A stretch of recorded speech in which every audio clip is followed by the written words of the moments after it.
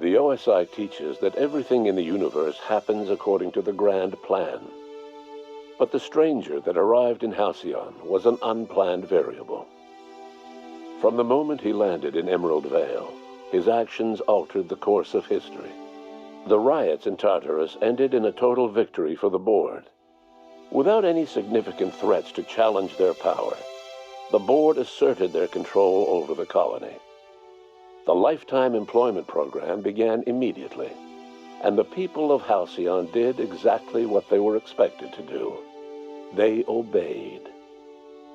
Sophia Akande converted the labyrinth from a prison to a processing center.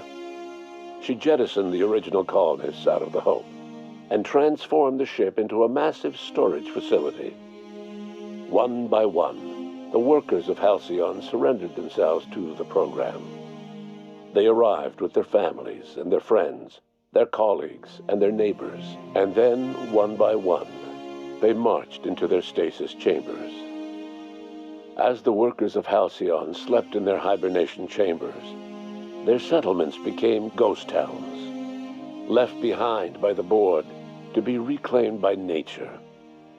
Only Byzantium remained, a shining beacon of civilization in an otherwise abandoned colony. The people of Byzantium spent the rest of their days gorging themselves on their stockpile of resources. As for the workers of Halcyon, they never felt the effects of the collapse. They never felt anything at all. With the Board shuttering many of its smaller townships, Graham was never able to spread his ideals to Byzantium. On Monarch, however, the iconoclast movement swelled, forming the colony's hotbed of philosophical thought and freedom, a consistent counterpoint to the Board's capitalist regime. Or so they viewed themselves, at least. The Byzantium elite find it endearing that those anarchistic hoopleheads are still allowed to breathe Halcyon air. Over the years, the ruins of Edgewater caused irreversible environmental damage to the landscape of Emerald Vale, owing largely to the presence of toxic compounds in the town's building materials. As for Edgewater's former workers, their remains provided a source of nourishment for the region's fauna, leading to an explosion in the sprat population. Without the commanding leadership of Junlei Tennyson, the groundbreaker teetered on the verge of corporate control. The ship's independence eroded until it was nothing but another symbolic brand. Once engineering and life support fell into Board hands, the people began to accept that their home was no longer their own. As smaller settlements were swallowed up and their workers drafted into the Lifetime Employment Program, Byzantium continued to thrive. While its citizens lived in decadence and extravagance, a small cadre of scientists worked to solve the nutrition crisis that threatened Halcyon. No one else much noticed the townships that disappeared from the map, or the luxuries that slowly lost their luster year by year. Even the Gorgon asteroid, though a distant enigma to most of Halcyon, felt the aftershocks of your actions. Gorgon's restored facilities presented a tantalizing boon to the Lifetime Employment Program, the promise of a more productive, more compliant workforce. It was too good for Akande to pass up, especially when Tartarus and the many underperforming townships across Terra 2 offered fodder for additional research. Unfortunately, the lack of capable leadership left the project in even worse shape than it had been under Dr. Ambrose. As Halcyon's population dwindled, Gorgon churned out one failed formula after another, and marauders overran the empty settlements of Terra 2. With Project Gorgon under his command, Lucien Bancroft had everything he needed: a laboratory, Ambrose Manor, and an endless supply of human test subjects. Above all, he had no ethical qualms about the nature of his work. Lucien did well for himself in Akande's new vision of Halcyon. In spite of everything, the Gorgon asteroid remained a sobering reminder of the potential for progress and disaster in humanity's most ambitious efforts. Administrator Ludovico never lived to see the launch of Spectrum Brown. It happened in a private event in Byzantium to an elite gathering of dilettantes who wanted to sample the drink that killed Halcyon Helen. Spectrum Brown was briefly popular in the months following the lifetime employment program, but fell out of favor once Byzantines realized it couldn't dull the inevitable onset of ennui. The sheer volume of substances consumed by the average Byzantine had the effect of countering the parasite's influence. Host to the parasite rarely turned violent, and the few who did were discreetly rounded up and deposited outside the walls. The lifetime employment program led to a boom in the aetherwave industry, as more and more Byzantines demanded entertainment. With the absence of Ruth Bellamy, the question on everyone's mind was, who could be the next Halcyon Helen? Burbage 3001's performance during the investigation on Eridanos made it the ideal contender for Helen's replacement. Some years later, after Odeon Pictures released the brand new Burbage 3002 model, it was found mysteriously destroyed by a plasma weapon. Cedric Kincannon quietly disappeared in the aftermath of the Eridanos incident. As unlikely as it would be for Cedric to have slipped off-world before the infection claimed Eridanos, no one has ever seen him among the waves of madly grinning infected plaguing the colony. Curiously, no one has ever seen Cedric's former secretary, Eileen, among the infected either. After Spectrum Brown's widespread distribution, Spencer Woolrich experienced a sudden upswing in his popularity. Viewers found his on-screen conduct to be more boisterous, energetic, and personable than ever before. The wide grin constantly beaming from his narrow face certainly helped fit his friendly image.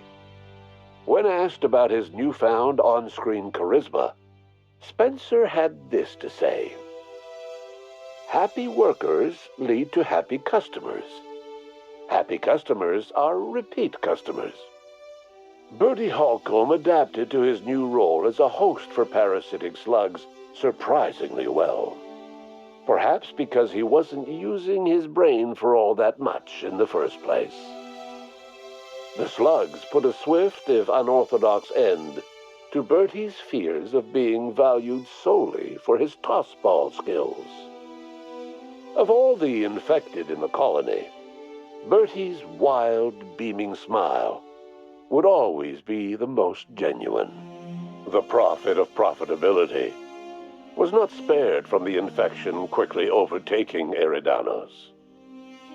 Due to her newfound chronic delight, the prophet was no longer able to effectively advise her clients on productivity. Her disciples, similarly bliss-enwrapped, lost interest in the hot, cold walks and hourly purges. Despite all this, the prophet's spirits were hardly dampened. After all, she no longer had the capacity to worry about any of her business rivals. After you killed her parents, Ellie left the Unreliable. She returned to her old life in the Groundbreaker's orbit, but her days of mischief and nights of carousal had lost their appeal. She found herself taking bigger and more foolish risks, but something irrevocable had changed. Clyde Harlow and his gang of pirates never had the chance to go down in a blaze of defiance. The deteriorating state of the colony took its toll, and they fell into mutiny when their supplies ran low. Felix was not one of the crew killed in that mutiny. He disappeared, only to reappear a year later in board custody. Out of respect for his previous services, Sophia Akande spared his life and added him to the lifetime employment program instead. He remains in suspended animation to this day.